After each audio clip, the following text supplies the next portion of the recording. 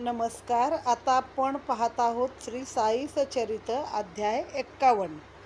श्री गणेशाय नमः. श्री सरस्वते नमः. श्री गुरुभ्यो नमः. श्री कुलदैवताय नमः. श्री सीतारामचंद्राभ्यां नमः. श्री सद्गुरु साईनाथाय नमः. जय जय साई भक्ताधारा, गीतार्थ प्रकाशका गुरुवरा, सर्व सिद्धीची या दातारा, कृपा करा मजवरी.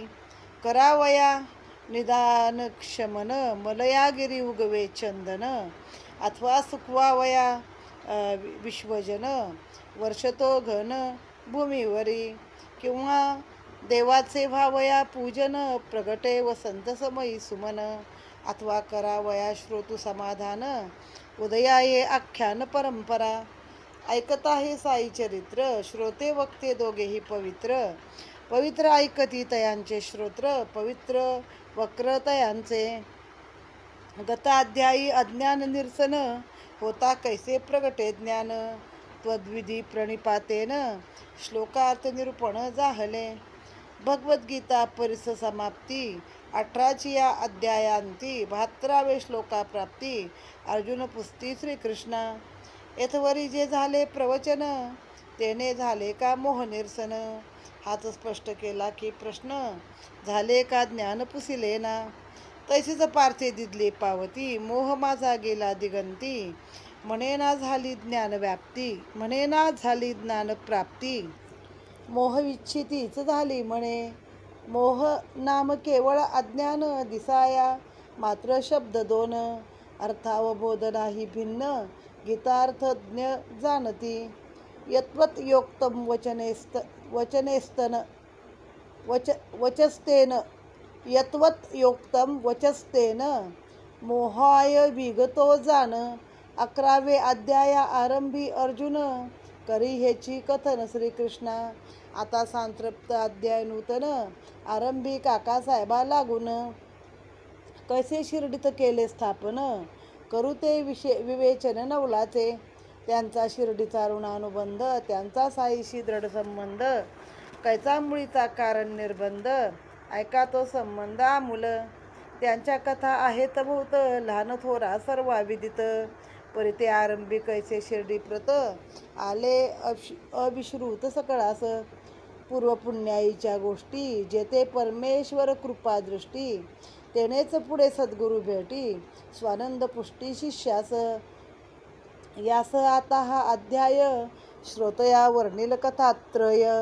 3 भक्तांचा हा महोदय, 3 भक्तांचा हा महोदय, श्रोत्याचे हृदय निवविल. इतर उपाय कोट्यानुकोटी, करा परमार्थ प्राप्तीसाठी. होतान सद्गुरु कृपादृष्टी, पडे ना गाठी परमार्थ. हे अर्थीची कथा गोड, श्रवण करता पुरेल कोड. श्रोतयामनी प्रगटेल आवड, वाढेल चाड निजस्वार्थी.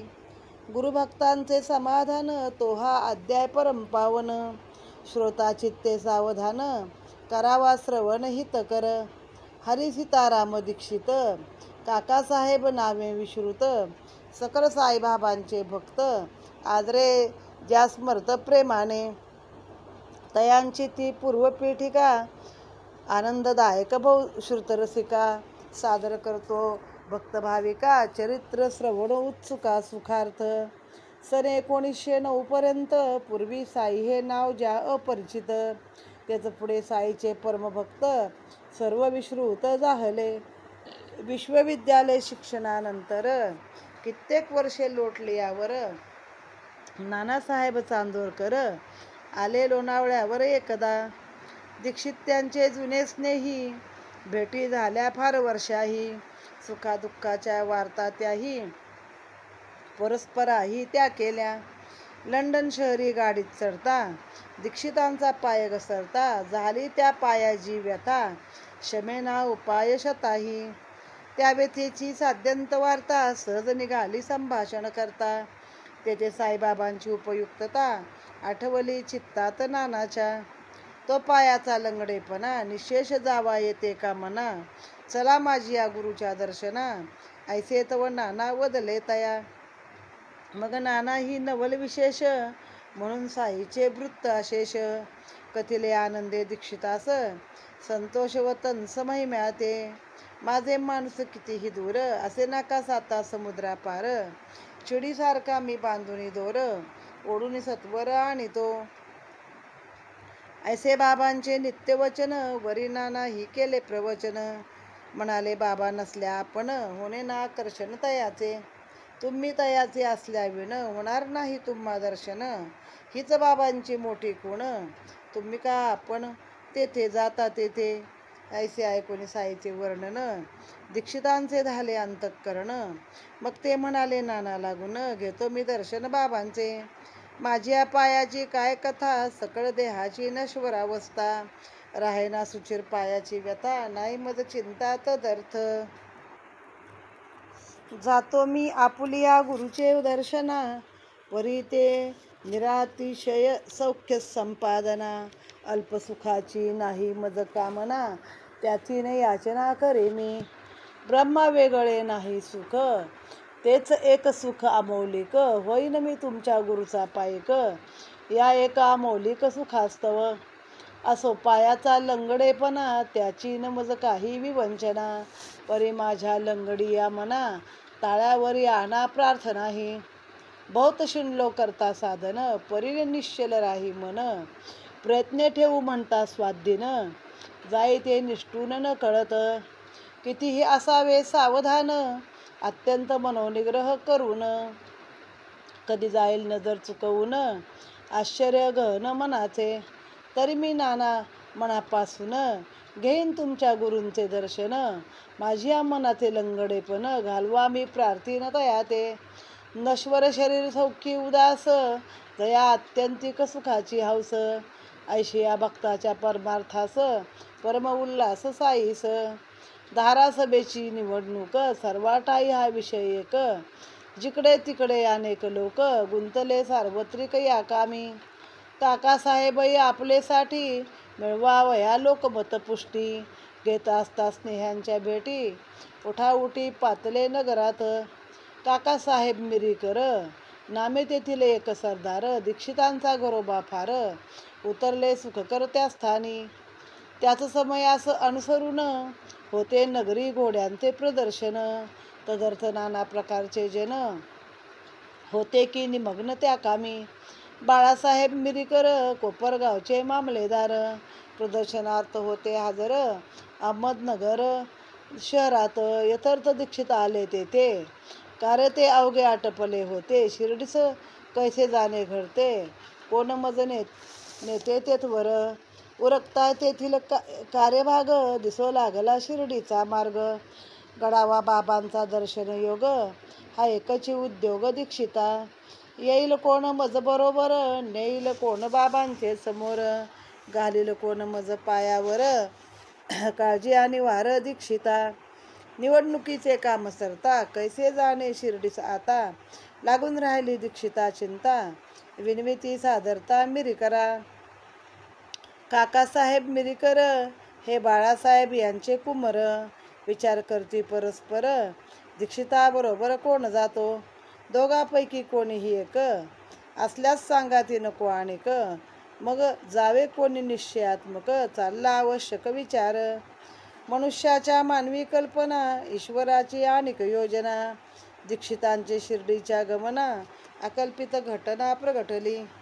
इकडे आयसी तळमळ दुसरीकडे पहा चळवळ पाहून भक्ताची इच्छा प्रबळ समर्थ कळवळले कैसे एवं विचारा रूढ दीक्षित बैसले असता तेथे संचित माधवरावची आले नगरात आश्चर्यचकित जनावगे माधवरावास त्यांचे शशपूर नगरावरून करती तार सासू आपली फार बेजार भेटीच या सत्वर सहकुटुंब तार येताच केली तयारी मिळताच बाबांची अनुज्ञावरी घेऊन या कुटुंब बरोबरी गेले चितळीवरी ती दोघे 3 वाजताची गाडी गाठली उभयता ती नगरा गेली गाडी येऊन द्वारी थडकली खाली उतरती उभयता इतक्यात नानासाहेब पानसे आप्पासाहेब गद्रे असे पातले ते प्रसंग वशे प्रदर्शन मिशे त्या मार्गे माधवराव खालीस उतरता दृष्टीस पडले त्यांचे औचिता वाटली तया अतिविस्मयता,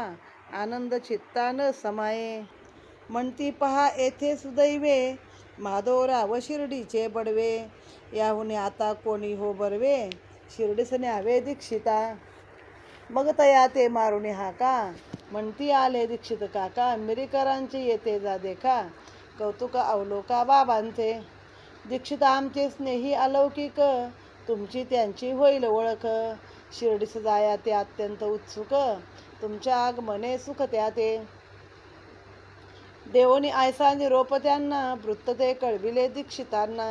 ऐकून हरली त्यांची ही विवंचना, संतोष मनासा अत्यंत. शशुरग्रही जाऊनी पाहती, सासूबाईची ठीक प्रकृती. माधवराव थोडे विसवती, मिरीकर धाडती बोलावण्यास देऊनी मान. होता होता अस्तमान, माधवराव गेले निघून. दीक्षिता लागून भेटावया, तीच त्यांची प्रथम भेट. बाळासाहेब घालती गाठ, रात्री 10चे गाडीचा घाट. ठरला की स्पष्ट दोघांचा, ऐसा हा बेत ठरल्यावरी. पुढे पहा नवलपरी, बाळासाहेब सारथी दुरी. पडदा बाबांचे छबीवरील, हे बाबांचे छायाचित्र. मेघा बाबांचा निस्सीम छात्र, प्रेमे पूजी पवित्र. शंकर हा त्रिनेत्र मानोनी, काच फुटली झाले निमित्त. म्हणून या ती व्हावया दुरुस्त. बाळासाहेबास नगरात, आरंभी निघत शिर्डीहून. तीच ही तसबीर होऊन दुरुस्त, दीक्षिताची जणू वाटची पात. मिरीकराचे दिवाणखान्यात, होती वस्त्रावृत्त ठेवलेली. अश्वप्रदर्शन समाप्तीस, बाळासाहेब परतावयास. होता अजून थोडा अवकाश, म्हणून माधवरावास सोपली. पडदा सारून केली अनावृत्त, माधवरावास केली सुप्रत. म्हणाले बाबाची या समागमात, शिर्डीपर्यंत जावे सुखे. तव ती सर्वांग मनोहर, प्रथम दृष्टीस पडता तसबीर. काकासाहेब आनंद निर्भर, प्रणिपात पुरस्पर अवलोकती. पाहुनिया ती घटना विचित्र, तैसेच अकल्पित रम्य पवित्र. साई समर्थ साईचे छायाचित्र, वेदले नेत्र दीक्षितांचे. जयाचे दर्शनी धरला हेत, तयाची प्रतिमा ही मूर्तिमंत. मार्गीच यावी अवलोकनात, आल्हाद अत्यंत झाला. तीही यावी शिर्डीहुनी, काकासाहेब मिरीकर भवनी. तेच वेळी दीक्षित ते स्थानी, योग हा पाहुनी विचित्र. जैसे दीक्षित मनी भावार्थ, तैसा पूर्वावया साई समर्थ. वाटले या मिशे आले येत, मिरीकर भक्त भवनास. लोणावळ्यास नानांचे दर्शन, तयासवे झालेले भाषण. तेथेच बाबांचे गुरुत्वाकर्षण, बीजारोपण भेटीचे. नातर ही शिर्डीची छबी, त्याच वेळी का यावी. इतका वेळ का असावी, आवृत्त का राहावी या स्थळी. असो ऐसा होऊन निश्चित, घेऊन या ती छबी समवेत. माधवराव आणि दीक्षित निघाले आनंदित मानसे. तेच रात्री भोजन उत्तर, दोघे गेले स्टेशनावर. भरून दुसरे वर्गाचा दर, तिकिटे बरोबर घेतली. 10चा ठोका पडता करणी, येऊ लागला अग्निरथ ध्वनी. दुसरा वर्ग चिकार भरुनी, गेला हे नयनी अवलोकिले. प्रसंग ऐसा येऊनी पडता, दोघास लागली दुर्धर चिंता. वेळ थोडा उरला आता, करावी व्यवस्था कैसे पा. असं आता या गर्दीचे पायी, परत जावे आली या ठाई. निश्चय केला या दोघाई, जावे की शिर्डीस उदयिक. इतक्यात गाडीचा गारडा उचिता, ओळखीचा दिसला दीक्षिता. पहिल्या वर्गात बसण्याची व्यवस्था, केली निर्घोरता तयाने. पुढे गाडीत होता उपस्थित, चालल्या बाबांच्या गोष्टी मनसोक्त. माधवराव कथित कथामृत, आनंदे ओसंडत दीक्षित. ऐसे त्या मार्गी सुख परवडी, वेळ गेला अति तातडी. कोपरगावी पातली गाडी, आनंद निरवडी उतरले. तेच समयी स्टेशनावर, नानासाहेब चांदोरकर. पाहून दीक्षित आनंद निर्भर, भेटले परस्पर अकल्पित. तेही घ्यावया बाबाचे दर्शन, निघाले होते शिर्डी लागून. हा अनपेक्षित योग पाहून, विस्मयापन्न तिघेही. मग ते तिघे टांगा करून, बोलत बोलत निघाले तेथून. मार्गात करुणी गोदावरी स्नान, पातले पावन शिर्डीत. पुढे होता साईंचे दर्शन, दीक्षितांचे द्रवले मन, नयन झाले अश्रुपूर्ण, स्वानंद जीवन वसंडले. मी तुझी त्याहुनी पाहुनी वाट, पुढे श्याम्यास पाठविला थेट. नगरास तुझी घ्यावया भेट, वदले मग स्पष्ट साई तया. रोमहर्षित दीक्षित शरीर, कंठी दाटला बाष्पपूर, चित्त झाले हर्ष निर्भर, धर्म सर्वांगी दरदरला. देह सूक्ष्म कंपायमान, चित्तवृत्ती स्वानंद निमग्न, नेत्र पावले अर्धोन्मिलन, आनंद घन दाटला. आज माझी सफळ दृष्टी, म्हणून चरणी घातली मिठी, मना धन्यता वाटली मोठी, आनंद सृष्टी न समाये. पुढे वर्षाची वर्षे गेली, साई चरणी निष्ठा जडली, पूर्ण साईंची कृपा संपादिली, सेवेसी वाहिली निज काया. या यथासांग सेवा ही चांगली, करण्यालागी मठी ही बांधली, शिर्डीत भवसाल वस्ती ही केली, मती वाढविली साईंची. सारांश त्याचा तो धरतो काम, निश्चय तयासी करी निष्काम. साई निज भक्त विश्रामधाम, भक्तासी परम सुखदायी. चंद्रा चकोर अपरिमित, चकोरा एकची नक्षत्रनाथ, तैसे तिजला सुत जरी भवत, माता ती अवघ्यात एकची.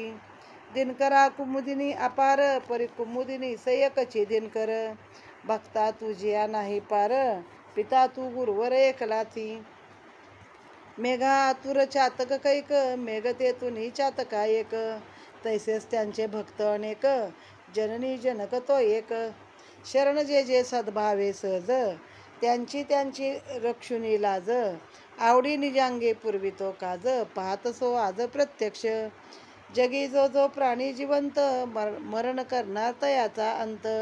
साई दीक्षिता अभय देत, तुझं मी विमानात नेईन. जैसे साई वाचा दत्त, तैसाच झाला दीक्षिता अंत. वाचेने साईचे गुणगान गात, देखिले मी साक्षात निज डोळा. अग्निरथी एक बाकावर, बसलो असता आम्ही परस्पर. साई समर्थ साईच्या वार्तात चूर, विमाने जणू भरकन आरुडले. पहा साधिली अवचित संधी, मान देऊनी माझ्या स्कंदी, पावले अवचित विमान सिद्धी, सौख्य निर्वधी दीक्षित. नाही आळा नाही पिळ, नाही गरगर नाही कळ, बोलता बोलता चालता देखता सकळ, शरीर निश्चळ झाले. मानव भूमिका ऐसी विसर्जिली, निजरूपी निज ज्योती मिळविली, विमान मार्गे स्वरूपी स्थापिली, ज्योतीत समरसली निज ज्योत. साई चरणी लागता ध्यान, गळाला पूर्ण देहाभिमान, वृत्ती पावली समाधान, पूर्ण कृष्णार्पण देहास.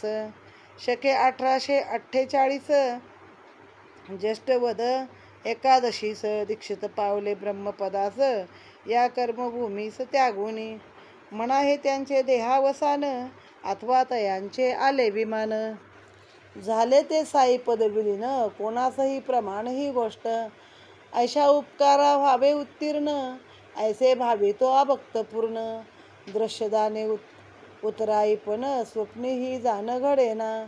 चिंतामणी देऊ पाहाल, नित्यचिंता वाढवाल, त्याने अचिंत्य दानाची अहवाल. उतराई ह्या बालनिर्णय, म्हणजे मुलांचा सिद्धांत झाला की काय दिलं जे कायमचं दान आहे तर त्याला आपण आता उतराई व्हायचं, पण ह्या गोष्टीला उतराई होऊ शकत नाही.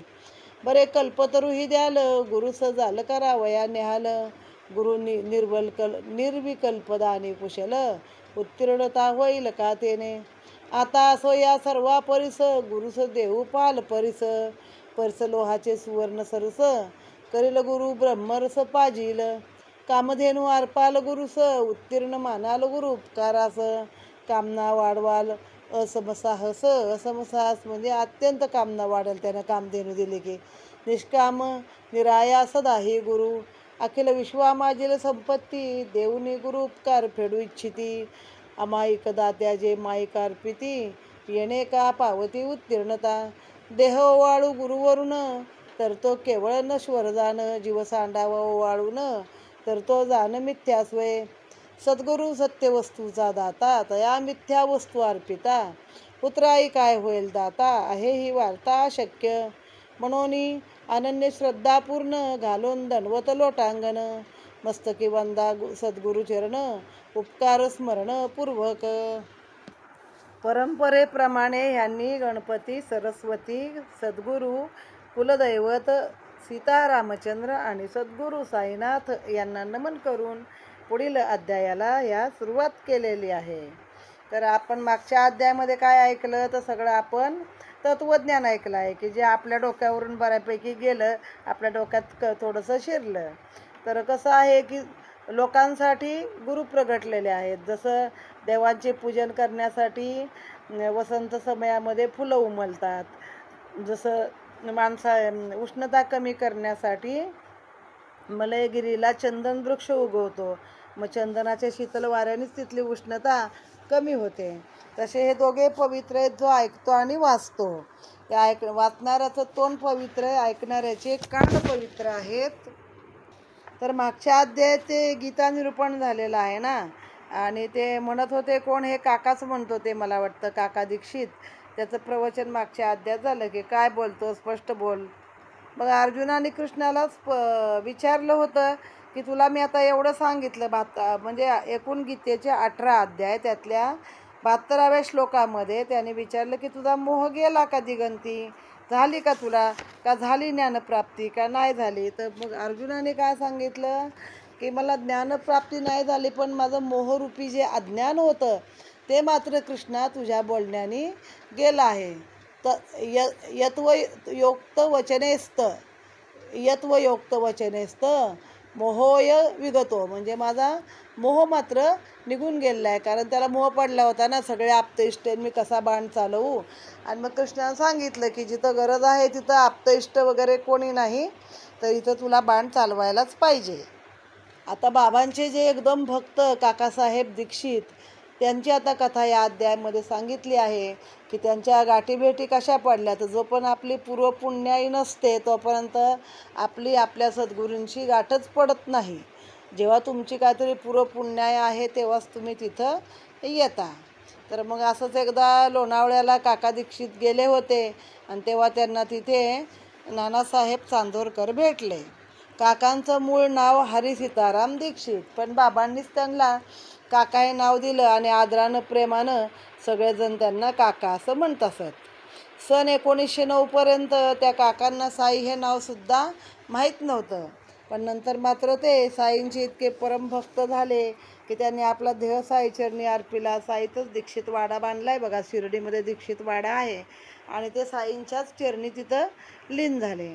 तर विश्वविद्यालयातल्या शिक्षणानंतर अनेक वर्षे गेली मध्ये, आणि एकदा नानासाहेब चांदोरकर लोणावळ्याला आले. म्हणजे हे दोघं एकत्र कुठतरी शिक्षणाला कुठतरी यांच्या गाठीभेटी होत्या. मग खूप दिवसांनी गाठीभेटी झाल्या. बरं काका लंडनला वगैरे परदेशी वगैरे जाऊन आले होते.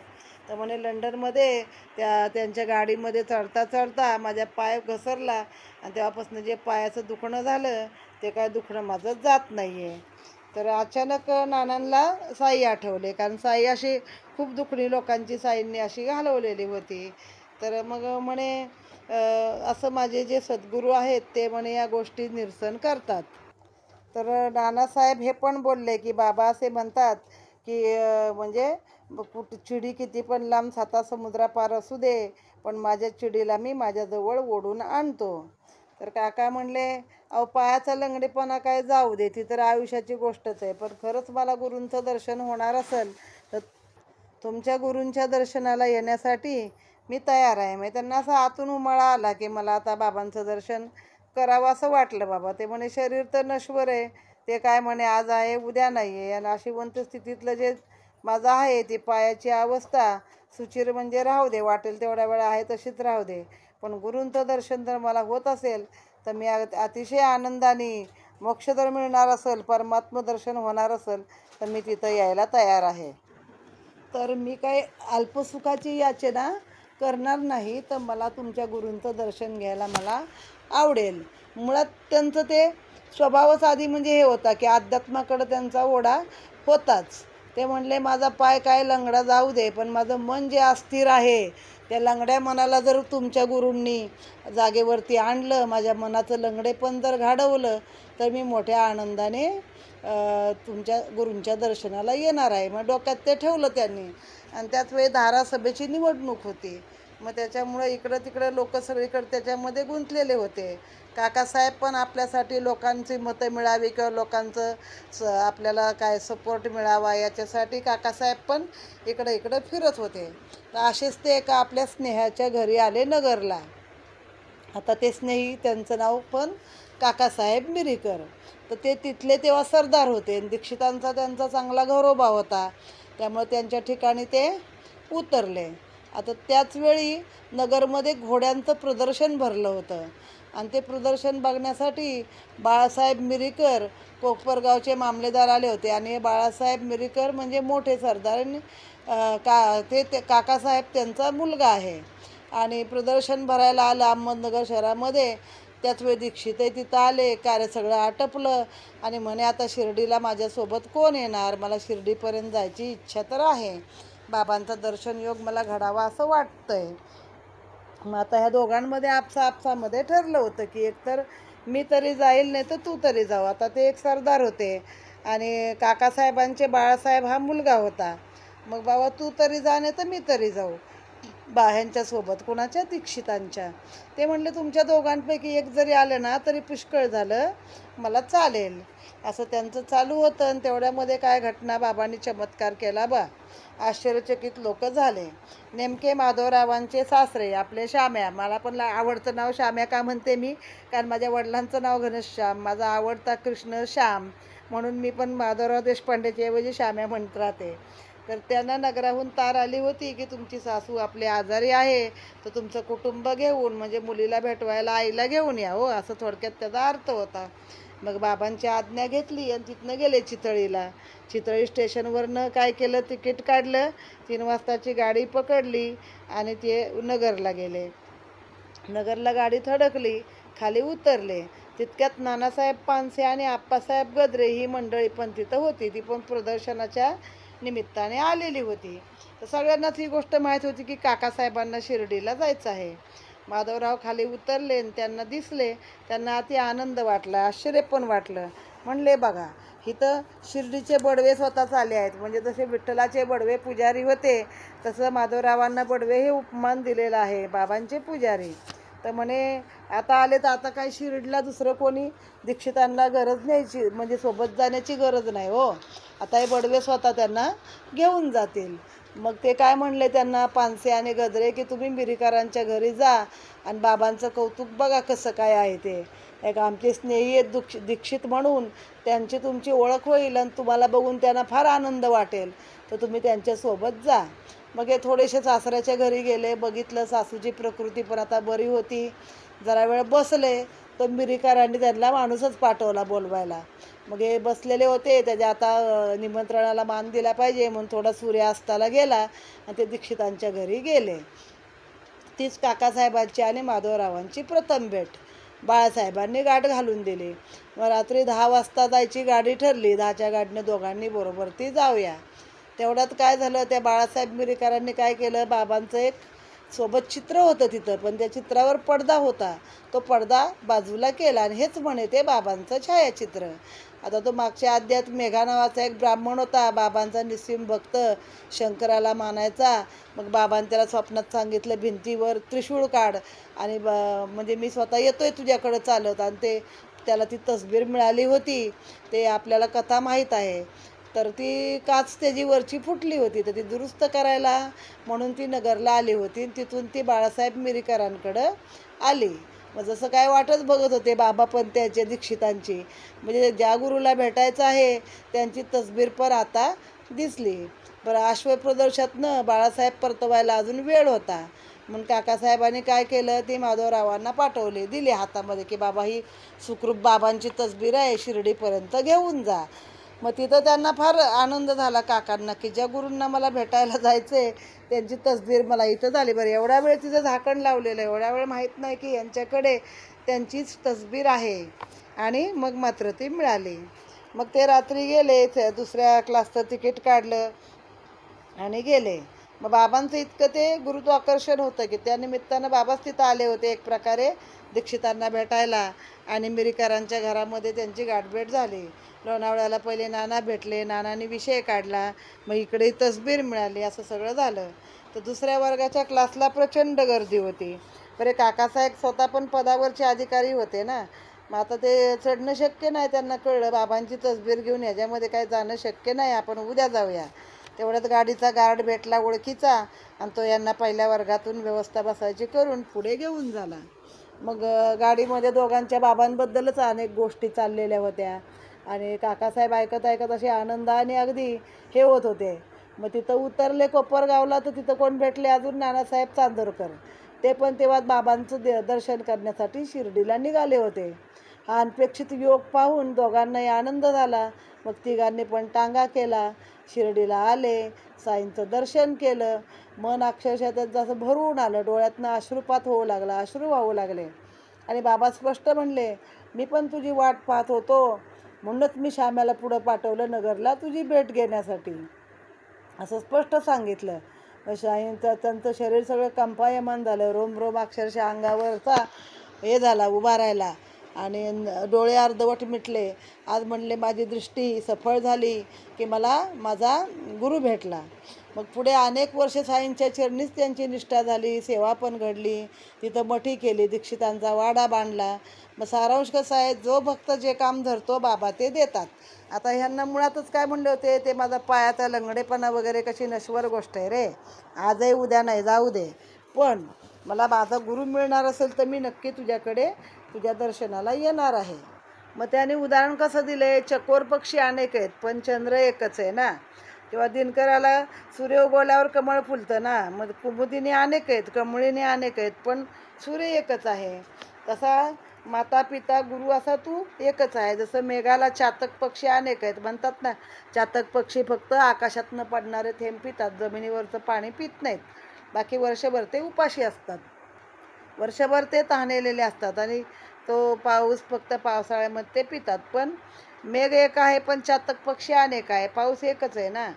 मग तसं माझा गुरु एकच आहे, पण त्याचे असे अनेक भक्त लांब लांब पसरलेले आहे, जो गुरु आपल्याला बोलावून घेतो. जगी जो जो जिवंत प्राणी आहे त्याचा अंत तर होणारच आहे, त्याला मरण तर येणारच आहे. आणि साईंनी काय सांगितलं, तुला मी विमानात बसून नेन हो, आणि ते खरं केलं म्हणे. मी स्वतः डोळ्यांनी पाहिलेलं आहे. एकदा अग्निरथी एका बाकावर, म्हणजे रेल्वेत किंवा रेल्वेची वाट पाहत रेल्वेत आम्ही एका बाकावर बसलो होतो. परस्पर आम्ही साईच्याच गोष्टी करत होतो दोघंजणं, म्हणजे हा लेखक आणि काका दीक्षित.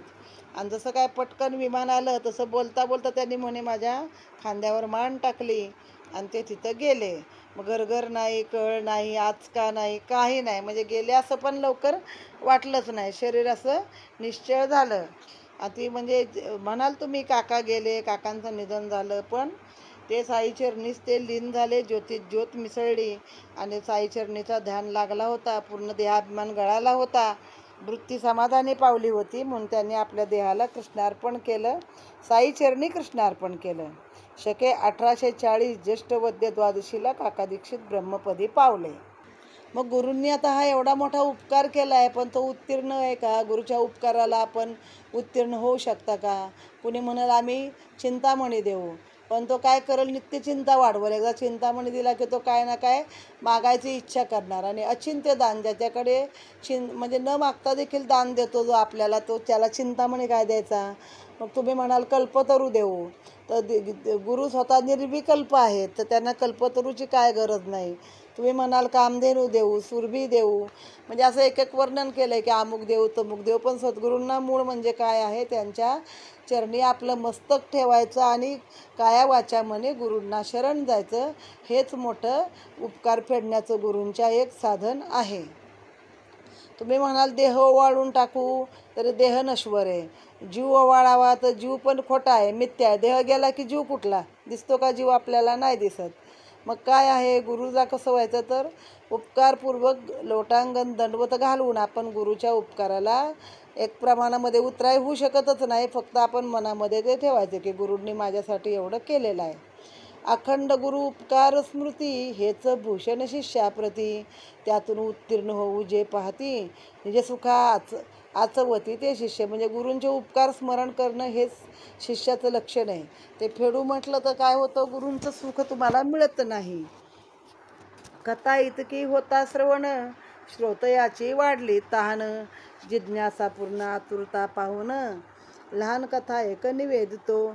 संत आपले बंधुप्रेम व्यक्त करती संसारी या सम. अथवा दक्ष लोकसंग्रही परम असती हे वर्म जाणविती.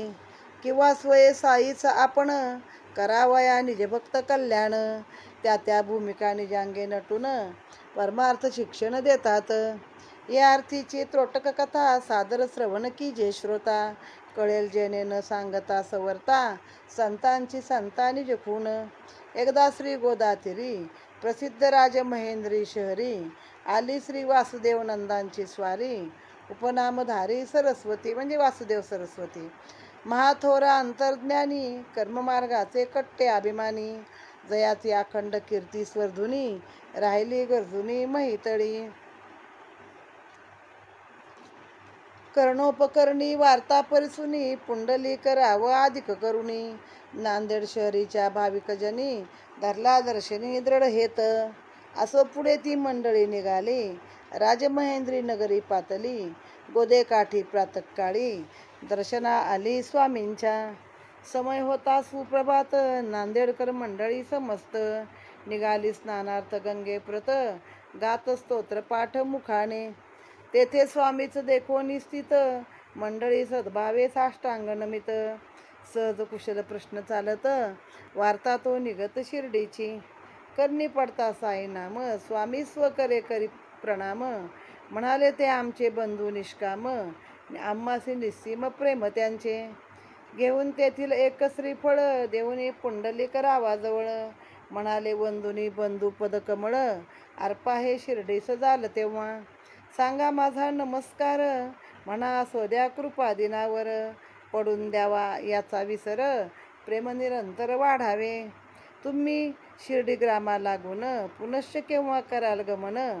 करा माझे हे बंधू सार्पण आदरे स्मरणपूर्वक. आम्ही स्वामीन करावे वंदन असे जरी हे आम्हा निबंधन. परी या नियमाचे करणे उल्लंघन प्रसंगी कल्याणकारक. म्हणून घेता साई दर्शन होऊन द्या या गोष्टीचे विस्मरण.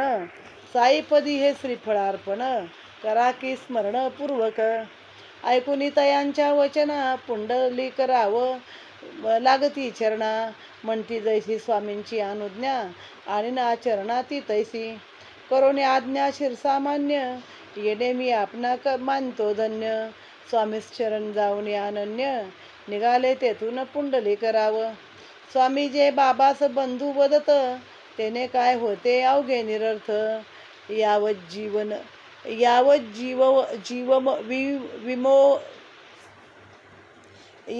जीव अग्निहोत्र जुहियात बाबा या श्रुती संमत वर्तत. जय जया धुनी वदत ते बाबांचे सन्मुख नित्य. अष्टोप्रहर होते प्रज्वलित ते बाबांचे होते व्रत. चित्तशुद्धी द्वाराप्रमाण अग्निहोत्र कर्मादी साधन. ब्रह्मप्राप्त्यर्थ कर्त धारण लोकसंग्रह कारण जे.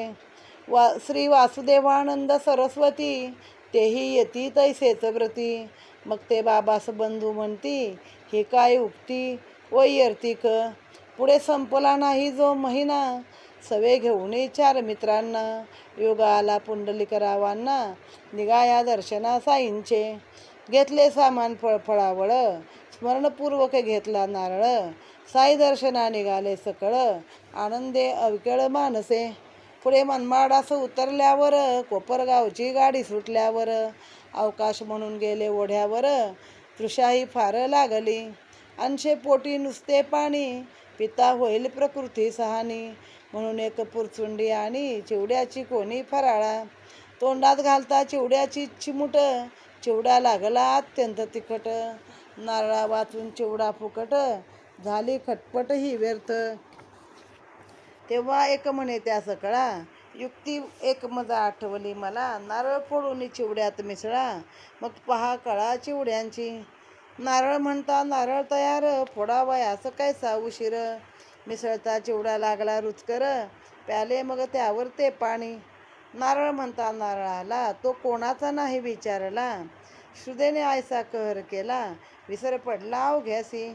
असं पुढे गेले ठिकाणी कोपरगावचे गाडीत बसूनी मार्गी पुंडलिक रावा लागुनी आठवला मनी नारळ. आली पाहुणी शिर्डीजवळ पुंडलिका रावा लागले तळमळ. वासुदेव नंदाचेच श्रीफळ चुकीने चिवड्यात मिसळले. कळले जेव्हा नारळ फुटला पुंडलिकराव भय दाटला. सर्व अंगा कंप सुटला अपराध झाला संतांचा. झाला तया अतिसंताप जोडले तरी केवढे पाप. पडतील माथा स्वामींचे शाप झाले ते प्रलाप व्यर्थ माझे. श्रीफळाची ऐसी गत व्हावी पाहता मोठी फसगत. पुंडलिकरावाचे चित्त विस्मय तटस्थ झाले. पुढे काय आता बाबास देऊ कैसी रीती त्या समजावू. कैसे म्याती वदन दाऊ श्रीफळ गमावून बैसलो. होणार साई चरणी अर्पण फराळ त्याचा झाला पाहून. पुंडलिकराव मणी खिन्न म्हणाले हा अपमान संतांचा. आता जै बाबा मागती नारळ अधोवदन होतील सकळ. कान मनमाडावर त्याचा फराळ केलाही खळबळ सर्वा तरी. नारळ नाही जवळ आज खरे सांगावे तरी लाज. खोटे सांगून भागे नाकाज साई महाराज सर्व साक्षी. असं साईंची घेता दर्शन मंडळी झाली सुख संपन्न. आनंद अश्रुपूर्ण नयन प्रसन्न वदन ते सकळ. आता आम्ही अहर्निश पाठवितो बिन तारेचे संदेश. दिमाक त्याचा दावितो विशेष अभिमान वश होऊनी. यदर्थ उभारू लागती स्थाने लागे अपार पैसा खर्चणे. ते हे संतास न लगती साधने पाठविला मनेच संदेश. स्वामींनी पुंडलिकरावास नारळ दिदला ते समयास. पाठविला होता श्री साईनाथास पूर्वीच हा संदेश बिनतारी. पुंडलिकराव घेता दर्शन साईबाबा आपण होऊन. म्हणाले माझी वस्तू आण बंधूच्या जवळून आणलेली. मग तो खिन्न पुंडलिकराव धरुणी बाबांचे पाय. म्हणे क्षमेविण दुसरा उपाय नाही मज काय सांगू मी. नारळाची मज आठव होती परिभुकेची करावया तृप्ती. आम्ही जवळ गेलो ओढ्यावरती झाले विस्मृती सकळास. तेथे चिवड्याचा करता फराळ फोडून मिसळला हाच की नारळ. म्हणणे आणतो दुसरे श्रीफळ स्वीकारा निश्चळ मानसे. ऐसे म्हणता उठू लागता पुंडलिकराव फळा करता. साई महाराज दरोनी हसता तया निवारिता देखिले. नेणता घडला विश्वासघात कृपाळू आपण घ्या पदरात. क्षमस्व हा मज कृपावंत असे मी नितांत अपराधी. स्वामी सारखा साधू सज्जन अवगुणुनी तयाचे वचन. करावे जे आपण अर्पण ते म्या भक्षण फळ केले. हा तो संतांचा अतिक्रम केवढा मी अपराधी परम. आहे काय या पापा उपरम कैसा मी बेशर्म झालो. तवही ऐकता झालेली मात हसून बोलले साईनाथ. घ्यावा कशास नारळ हातात ठेवणे व्यवस्थित जरी नव्हते. तुम्ही माझी वस्तू मदप्रत द्याल ऐसे जाणून निश्चित. माझ्या बंधूने तुमच्या बोलात विश्वास अत्यंत ठेवला. त्याचा का व्हावा हा परिणाम हेच का तुम्ही विश्वासधाम. पुरला न माझ्या बंधूचा काम ऐसेच का काम हे तुमचे. म्हणाले त्या फळाची योग्यता येई नाही तर कितीही देता. घडावयाचे घडले आता व्यर्थ दुश्चित्तता किमर्थ. स्वामींनी दिदला नारळ तोही माझाच संकल्प केवळ. माझ्याच संकल्पे फुटले ते फळ अभिमान निष्फळ का धरशी. अहंकाराची धरसी बुद्धी त्याने आपणा मानसी अपराधी. एवढे निरहंग कर्तृत्व साधी अवघी उपाधी चुकेल. पुण्याचा काय अभिमान पापाचा का नाही अभिमान.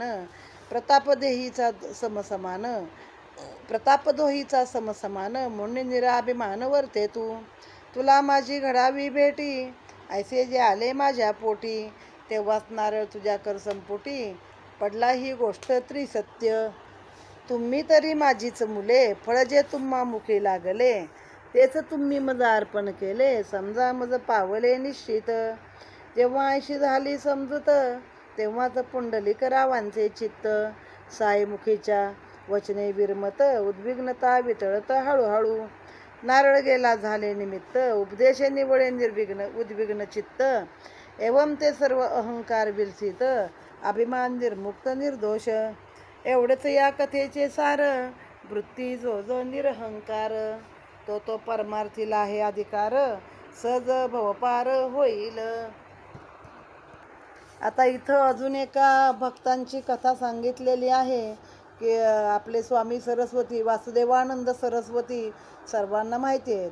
तर ते एकदा गोदावरीच्या ठिकाणी एक राजमहेंद्री नावाचं शहर होतं. आता त्याचं नाव काय माहीत नाही, पण त्या शहरामध्ये ते उतरले होते. मग दर्शनाला खूप लोक तिकडे निघाले आणि नांदेडचा उल्लेख आहे, म्हणजे नांदेडच्या जवळपास कुठेतरी हे राजमहेंद्री असणार. मग सकाळची वेळ होती, ह्यांना कळलं तर सगळे नांदेडकर दर्शनाला निघाले होते. मुखानी स्तोत्रगात गंगेप्रत म्हणजे गोदावरीला निघाले होते, म्हणजे तिथेच जवळ कुठंतरी ते तीर्थ आहे. तर रस्त्यावरच ते स्वामी भेटले. मग स्वामींना दंडवत वगैरे सगळ्यांनी घातला, नमस्कार केला आणि मग बघता बघता कुशल विचारलं स्वामींनी काय कसं आणि शिर्डीची वार्ता कुठून कशी निघाली. मग ते वासुदेवानंद सरस्वती म्हणाले की बाबा ते एक आमचे बंधू आहेत म्हणे तिथं, ते पण महान संत आहेत. आणि मग एक आपल्या झोळीतनं नारळ काढला आणि म्हणे जेव्हा केव्हा शिर्डीला जाल तेव्हा माझ्या बंधूंना हा नारळ तुम्ही द्या आणि माझा नमस्कार सांगा आणि अशीच दिनावर तुमची कृपा राहू दे म्हणून सांगा. जेव्हा केव्हा तुम्ही शिर्डीला जाल तेव्हा आठवणीनं हा नारळ माझा घेऊन जा. बरं, असं आहे की संन्याशाने कोणाला नमस्कार करायचा नसतो, असं बंधन असतं. पण म्हणे काही ठिकाणी हे बंधन तोडावं लागतं, म्हणजे साईचरणी एवढं त्यांचं मन पण विलीन होतं किंवा आपलेपणा होता साईंजवळ. मग अशानंतर पुढं 2-4 महिनेच गेले आणि ते साईंच्या दर्शनाला निघाले. पण आता हे बाबा आणि स्वामी बंधू कसे, एक तर सगळेच संत एकमेकाचे बंधू असतात, पण त्याच्यामध्ये पण जे बाबांची पण कायम धुनी चालू असते तर ते अग्निहोत्री व्रत आहे. ते यावत जीव मग्निहोत्र म्हणजे अग्निहोत्र. तर तसं ते दोघांचं चालू आहे, ते पण कर्मठ आहेत, ते पण धुनी अग्निहोत्र बघत असतात, म्हणून हे एकमेकाचे बंधू. हे पण तसेच येते आणि व्रती होते. मग लोक साईंच्या दर्शनाला निघाले, सगळे सोबत घेतले 4 लोक अजून आणि गेले. मग कोपरगावला गाडी सुटली, वेळ आहे अजून गाडीला म्हणून पुढच्या त्याने तिथं ओढ्यावर गेले तर पाणी प्यायला. तर पाणी अंशा पोटी पिऊ नये, त्याच्यामुळं पोटाला कधी त्रास होईल. मनमाडाला उतरले, कोपरगावच्या गाडीला वेळ होता. तर वेळ आहे तर चला, जरा भूक लागली होती तर अंशा पोटी नुसतं तहान लागली, पाणी पिऊ नये तर काहीतरी खावं म्हणून कोणीतरी एक चिवड्याची पुडी काढली. पण ते चिवडा त्याने खाल्ला तर तो इतका प्रचंड तिखट होता की सगळ्यांची तोंड त्याने भाजली, तिखट लागला. तर म्हणे यात थोडासा नारळ पाहिजे, म्हणे ओलं खोबरं पाहिजे, तरच हा चिवडा चांगला लागेल. आणि ह्यांच्या हाती तोच नारळ नेमका आला. पण ह्याने तेव्हा ते विसरून गेले की हा दिलेला नारळ ह्या बाबांना अर्पण करायचा आहे वगैरे, विसरून गेले. तो नारळ त्यांनी फोडला, तो खोबरं त्यात घातलं, सगळ्यांनी चवीनं खाल्लं. आणि जेव्हा केव्हा परत गाडीमध्ये बसले तेव्हा लोकांनी फोडताना कुणाचा नारळ आहे सामानातला काय असं विचारलं नाही, म्हणजे खरं तो एकच नारळ कदाचित होता, तो सामानात होता. आता ह्यांनी घेतला, ह्यांनी काय ना सांगितलं नव्हतं ना की हा कुठला नारळ आहे, कुणाला द्यायचा आहे. आणि मग लक्षात आलं की हाच आपल्याला जो वासुदेवानंद सरस्वतींनी बाबांना देण्यासाठी म्हणून जो नारळ केला आहे तो आपण तिथं फोडला. आता असा भुकेनं तानेनं काय माणसाला सुधारत नाही हो. त्यानुसार नारळ फुटला. मग त्यांना मनात खूप भीती वाटली, पश्चाताप झाला, वाईट वाटू लागलं की अरे बाबा, बाबांचाच नारळ आपण तिथं अर्पण करायचा, तो आपण फोडला. बरं, आता जवळ नारळ नाही, पण खरं सांगावं जवळ नारळ नाही म्हणलं तरी खोटं बोलणं होतं आहे, खरं सांगावं तरी लाज आहे. खोटं सांगितलं तर बाबा सर्व साक्षी आहेत, सगळं त्यांना कळतं सगळीकडचं. तर बाबा मुळातच ते माहिती आहे बाबांना. मग असं दर्शन वगैरे घेतलं सगळ्यांनी, आनंदपूर्ण एकदम आनंद अश्रू नयनामध्ये आले. आणि मग बाबा स्वतःच बोलले, ते माझ्या बंधूनं जी वस्तू पाठवली ना ती माझी मला दे. आता म्हणे आपण अभिमान मिरवतो बिनतारी संदेशाचा, टेलिग्रामचा, पण तेव्हा मनाचा संदेश होता, टेलिपथी. जेव्हा त्यांनी तो नारळ ह्यांच्या हाती दिला तेव्हाच टेलिपथीनं बाबांना तो संदेश पाठवला की बंधू तुमच्यासाठी नारळ पाठवत आहे. आता आपण व्हिडिओ कॉल वगैरे बघतो, फोन बघतो, पण तेव्हाचं जे होतं ते न सांगता टेलिपथी मनाची मनाला बरोबर कळायची. मग वस्तू मागितल्यावर पंढरलेक उठू लागला, म्हणला बाबा दुसरं फळ आणू का. बाबाने हातानं धरलं, म्हणे काय सांगू, असं असं झालं रस्त्याने आणि तो नारळ आमच्या हातनं फोडला गेला आणि तो खाल्ला गेला. महाराज भुकेमुळं काही सुधारलं नाही, मी खूप अपराधी आहे तुमचा, मी ते फळ चुकून भक्षण केलं, मी संतांचा उपमर्द केला, संतांची आज्ञा हे झाली, बेशरम झालो. मग त्यांना असं मनाला उपरती झाली किंवा पश्चाताप झाला होता. तर मग म्हणे बाबा म्हणले आता तुम्ही माझी वस्तू माझं प्रति द्याल, म्हणूनच माझ्या भावाने मला आठवणीनं पाठवली होती, पण तुम्ही विश्वासघात केलात. तर आता तू 10 नारळ जरी आणलेस तरी ते जे फळ आहे त्या फळाची योग्यता दुसऱ्या कशाला आहे का? नाही. मग म्हणे तू कशाला दुराभिमान पाडतो की मी नारळ घेतला, मी नारळ फोडला, तू काय केलंस म्हणे. माझा संकल्प होता म्हणूनच तो नारळ स्वामींनी दिला आणि माझा संकल्पानेच तो नारळ फुटलेला आहे. तर तू काय काळजी करू नको, तुमच्या मुखी लागलं तेच मला तुम्ही हे करा, अर्पण करा. तर ते मला पोचलं. ते म्हणे मलाच जेव्हा तुला भेटण्याची इच्छा झाली तर मी ती स्वामींना ती इच्छा केली की मला नारळ पाठवायचा. अरे माझीच मुलं आहे तुम्ही, तुमच्या मुखी जे फळ लागलं ते तुम्ही मला अर्पण केलं असं समजा. असं करून त्यांच्या मनाचा हे काढला. ह्यातनं एक काय गोष्ट कळायची की अभिमान धरणं काही मी केलं, मी आला. तर आम्ही म्हणतो ना 12 वर्ष आम्ही शिर्डीची वारी केली आणि ती पण स्कूटरवर केली, पण नाही, बाबांनी आमच्याकडनं करून घेतली. 12 वर्षात एकदाही कधी गाडीला त्रास नाही, टायर पंक्चर नाही, प्रवासात काही नाही. अतिशय आनंदाने 12 वर्ष आमची कधी वारी झाली शिर्डीची आम्हाला कळली पण नाही. तसंही बाबांनी एक धडा दिला घालून की मी केलेला आहे, तुम्ही कुठला अभिमान धरू नका, चांगल्या गोष्टीचा किंवा वाईट गोष्टीचा. पुण्याचा अभिमान धरता तसा पापाचाही धरा ना म्हणे, दोघांचं फळ एकच आहे ना शेवटी, वाईट किंवा चांगलं. मग आता आपण एक तिसरी कथा ऐकूया, दुसरी एका भक्ताची. आता तिसऱ्या भक्ताचा अभिनव श्रवण करा गोड अनुभव, दिसेल बाबांचे अतुल वैभव, सामर्थ्य गौरव एक कसरे. वांद्रे नाम तालुक्या माजारी, उत्तरेस वांद्रे शहरा शेजारी, शांताक्रुज नामक नगरी, वसत धुरंधर हरिभक्त, सकल बंधू संत प्रेमी, निष्ठा जयाची दृढतर श्रीरामी, अनन्य श्रद्धा रामनामी, नावडे रिकामी उठा ठेव. तयांची साधी तयांची संसार सरणी, तैसीच मुलाबाळांची राहणी, स्त्रीवर्ग ही निर्दोष आचरणी, ऋणी चक्र पाणी तेथे तया. बाळाराम त्यातील एक, विठ्ठल भक्त पुण्यश्लोक, राजदरबारी त्याचा लौकिक, आवडता देख सर्वत्रा. तारीख 19 फेब्रुवारी सन 1878. एका रामभक्ताची उदरी, उपजले मैवरी हे रत्न. अलंकार पाठारे प्रभू ज्ञातीत, प्रसिद्ध घरंदाज घराण्यात.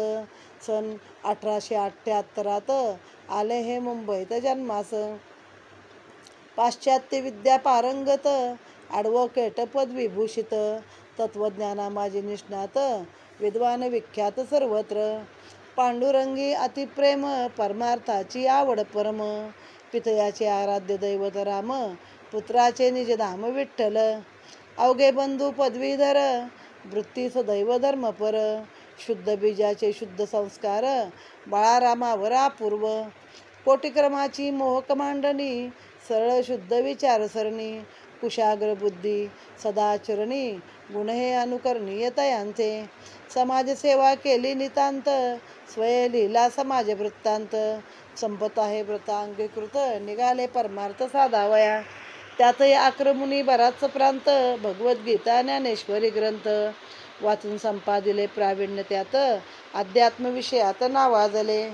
ते साईचे परमभक्त, सन 1925. ब्रह्मीभूत अल्पवयात, अल्पतच्चरित परिसावे. तारीख 9 माहे जून 1925 सन. हे लोकी यात्रा संपवून विठ्ठली विलीन झाले. एप्रिल 1912 साल पाहुणी दिन एक बरा, संत दर्शना साई दरबारा, बंधू धुरंधरा योगा आला.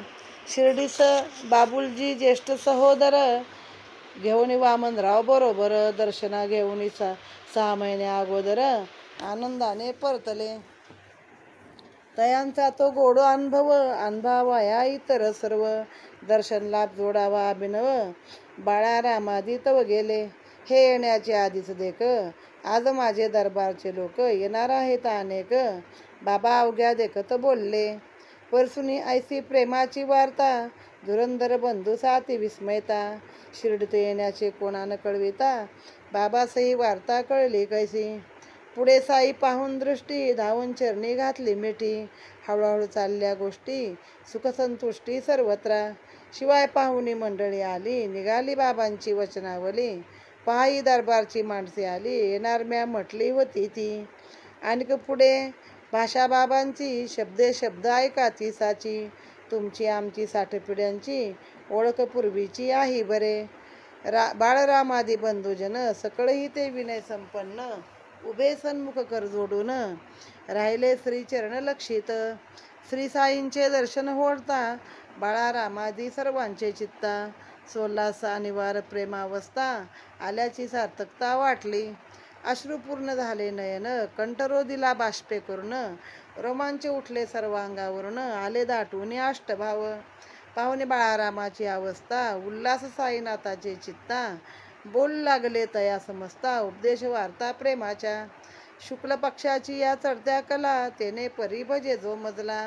धन्य जेने मनोधर्म आपुला निशेष विकला मदर्थ.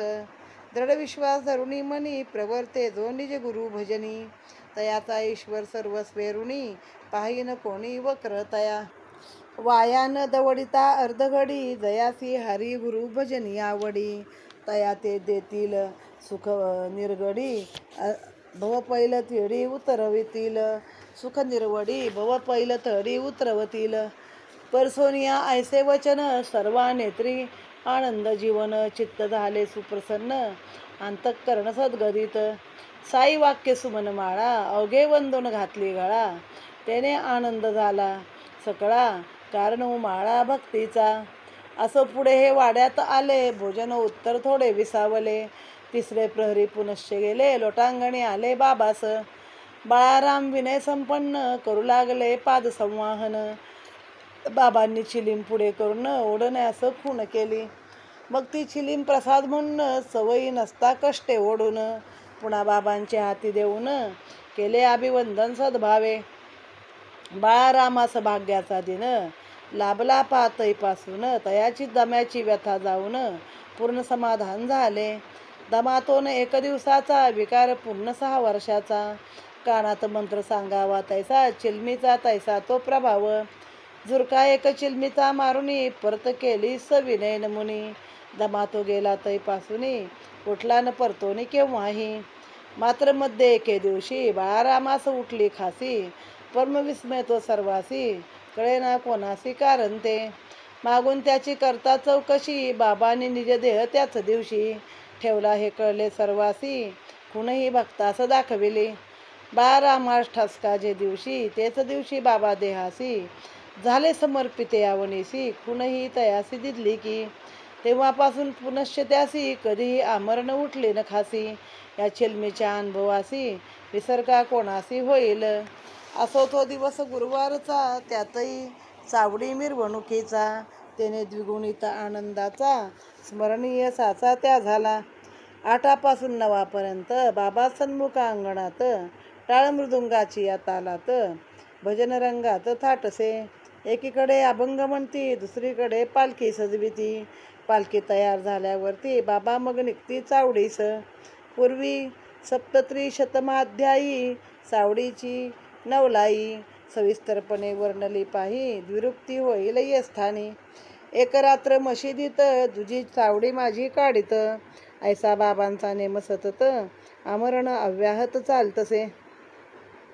देखावया चावडीचा सोहळा उल्हास बाळारामा प्रेमळा. तदर्थ येतात चावडीची वेळा धुरंधर मेळा पातला. शिर्डी क्षेत्रीचे नारी नर बाबासे घेऊन बरोबर. उल्हासे करती जय जयकार निघाले चावडीवर जाया. घातली ज्यावरी बर्जरी पाखर चढविले सुंदर अलंकार. नामही दयाचे श्यामसुंदर आघाडी थयकार करीत. शिंगे करणे तुताऱ्या वाजत त्या शृंगारल्या श्यामकर्णासहित. संगे पालखी साई मिरवीत चाले भक्तवृंद चाले भक्ता वृत्त छत्रशिरी. ध्वज पताका घेती करी छत्र धरती श्रीचे शिरी. वार्ता मोर्चे लेसी चौरी देवट्या धरती चौपासी. सवे घेऊन मृदुंग सुस्वर टाळ घोळादी वाद्ये मधुर. भजन करत भक्त निकर दुबाज चालत बाबांच्या. असो ती ऐसी रम्य मिरवणूक जेव्हा येई चावडी सन्मुख. बाबा थांबून उत्तराभिमुख कर्तविधीपूर्वक हस्तक्रिया. दक्षिण भागी बाबांचा भगत निजकरी बाबांचा पदर धरत. वामांगी ताट्या पाटील हसतात घेऊन चालत कंदील. आधीच बाबांचे मुख पीतवर्ण त्यातची दीपादी तेजाचे मिश्रण, ताम मिश्रित पीत सुवर्ण, तैसे मुख शोभे अरुण प्रभा. धन्य ते काळीचे पवित्र दर्शन, उत्तराभिमुख एकाग्र मन. वाटे करल कोणास पाचारण, अधोर्ध दक्षिणा कर धरुणी. तेथून पुढे चावडी प्रती नेऊन बाबास सन्माने बसविती. दिव्य अलंकार वस्त्रे अर्पिती, चंदन चर्चिती अंगास. कधी शिरपेच कलगी तुरा, कधी सुवर्ण मुकुट साजिरा. कधी घालती मंदिल गैरा, भरजरी पेरा वसू रुचिर. हिरे मोती पाचूच्या माळा, प्रेमे घालत बाबांच्या गळा. कोणी तयाचा लावती बाळा, सुगंध टिळा कस्तुरीचा.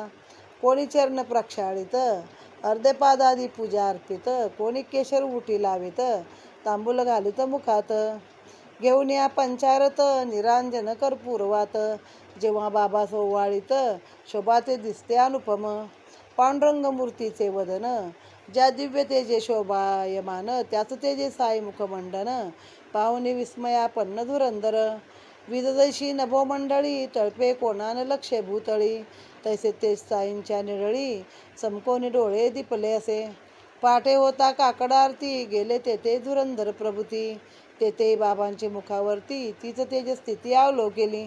तेव्हापासून अमरणांत, बाळारामाची निष्ठा अत्यंत. साईपदी ही जडली निश्चित, यत्किंचित ती न ढळली. हे माड साईपदी शरण, पुढील अध्यायी ग्रंथ पूर्ण. सिंहावलोकने निरूपण, हा मज अवदान शेवटचे. स्वस्ती श्री संत सज्जन प्रेरिते, भक्त हेमाड पंत विरचिते. श्री साई समर्थ सच्चरिते, भक्तत्रय वृत्त कथन नाम. 1पंचाशतमो अध्याय गोडहा. श्री सद्गुरु साईनाथार्पण नमस्तु. तिसरी कथा आहे वांद्र्याच्या जवळ सांताक्रूज, म्हणजे आत्ताचे आपल्याला चांगलंच माहिती आहे वांद्र्या सांताक्रूज. तर तिथं धुरंधर नावाचे हरिभक्त मंडळी राहत होती, भाऊ राहत होते बरेच. ते सगळे संतप्रेमी होते. त्यांची भक्ती रामनामी होती. कुठली रिकामी उठाठेव आवडायची नाही, काय नाही. आपलं काम भलं, आपण भलं, आपली भक्ती भली. आणि मग तसं स्त्रीवर्ग, मुलं बाळं सगळे तसे देवधर्म करणारे होते. आता वडील राम भक्त, तर बाळाराम हा त्यांचा मुलगा होता, तो मात्र विठ्ठल भक्त होता. तर राजदरबारामध्ये त्याचा लौकिक होता. तेव्हा इंग्रजांचं राज्य ना. तर सन 1919 फेब्रुवारी 1878 ते बाळाराम जन्माला आलेले आहेत जमिनीवरती. पाठारे प्रभू या ज्ञातीमध्ये, म्हणजे पाठारे प्रभू या जातीमध्ये 1878 जन्माला आले. अनेक विद्या पारंगत आहे, ॲडव्होकेट होते ते पण, म्हणजे त्याबाबत पण पुढे होते आणि परमार्थात पण ते तेवढेच पुढे होते. परमार्थात पण त्यांनी नावलौकिक मिळवला होता. त्यांनी भगवद्गीता, ज्ञानेश्वरी या गोष्टींचं पूर्ण वाचन करून, त्याच्यावरती टीका म्हणजे लेखन करून किंवा लोकांना कथा वगैरे सांगून त्यात पण ते पुढं होते.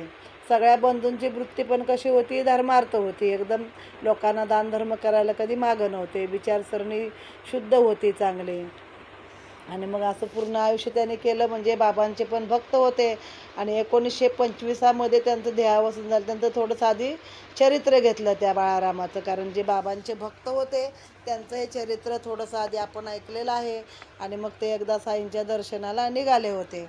तर पहिलं काय झालं, बाबुलजीला नावाचा जो मोठा भाऊ होता, तो वामनराव, हे दोघं भाऊ जाऊन आधी दर्शन घेऊन आले होते. मग तोच गोड अनुभव होता. तर त्यांना या बाळारामाला पण जायचं होतं. तर चला म्हणे, आपण पण आता बाबांच्या दर्शनाला सगळे भाऊ एकत्र जाऊया. मग त्याच दिवशी बाबा म्हणले होते, बघा आज दरबारची माणसं माझ्याकडे येणार आहेत.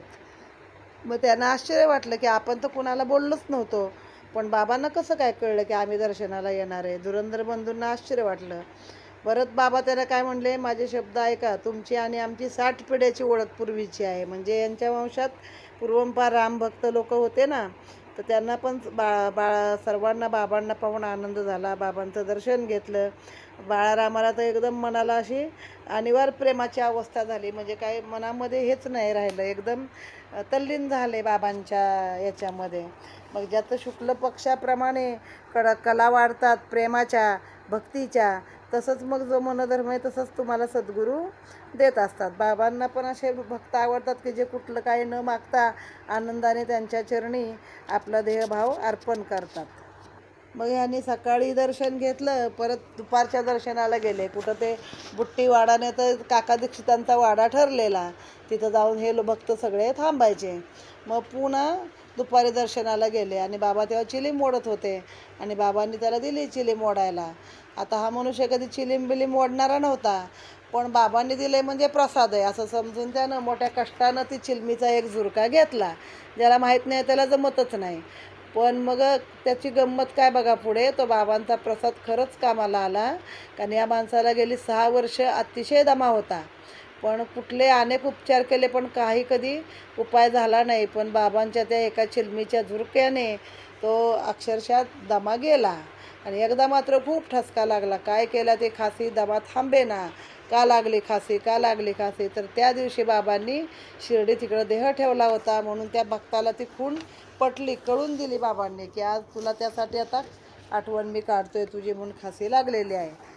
जेव्हा हे प्रथम दर्शनाला आले तो गुरुवारचा वार होता, चावडीला जायचा वार होता. मग आता चावडीची मिरवणूक आपण ऐकली मागं, की कसं सगळे शिर्डीचे लोक जमत आणि घोड्या बिड्याला त्यांच्या तयार करत, त्याच्यावर झूल घालत, मग छत्र चामरं आबदागिऱ्या असं करून पालखी सजवत तासभर लोक त्या मशिदी पुढं भजन कीर्तन करत, त्याच्यानंतर लोक मिरवणूक काढत आणि बाबांचा जय जयकार करत बाबा त्या चावडीला जात असत. आणि चावडीच्या जवळ मिरवणूक गेली की बाबा उत्तरेला तोंड करून उभे राहत असत. आणि तेव्हा बाबांचा चेहरा अतिशय तेजस्वी दिसे. एका बाजूला भगत असे, दुसऱ्या बाजूला बाबांचा तात्या पाटील असे. आणि असं करता करता माळजापती म्हणजे भगत, त्याला बाबा भगत म्हणत असत. तर तसं काही आधीच बाबांचा चेहरा पिवळसर गोरा आणि असं लाल भडक त्यांचा चेहरा एवढा सुंदर दिसायचा तेव्हा की जसं काय ते लाल पिवळं सोनंच असं आहे म्हणून. आणि मग लोक त्यांना पुढे चावडीत आत नेऊन बसत, वस्त्र अर्पण करत, कुणी हार तुरे घेत, कुणी हिऱ्या मोत्याचे दागिने घालत वगैरे वगैरे, कुणी चरण धूत, कुणी पाय दाबत, कुणी कपाळाला केशर कस्तुरी लावत, कुणी पंचारती करत असं. पण हा जो बाळाराम होता त्याला मात्र बाबा तेव्हा पांडुरंगासारखे दिसले. कारण जशी भक्ती तसं दिसतं ना. समर्थ रामदास पंढरपूरला गेले आणि विठ्ठलाला म्हणले ते कारे उभा श्रीरामा मनमोहक विश्रामा. तसं ते आहे, त्याला ते बाबा म्हणजे पांडुरंग दिसले. आणि तिथून त्याची भक्ती जी बाबांच्या ठाईत झाली ती त्याचं स्वतःचं देहावसान होईपर्यंत तो मनुष्य बाबांच्या दर्शनाला येत असे. इथे हा अध्याय संपला आहे. एकंदरीत 3 कथा सांगून हा अध्याय संपवलेला आहे. आता 2च अध्याय उरले. सच्चिदानंद सद्गुरू साईनाथ महाराज की जय.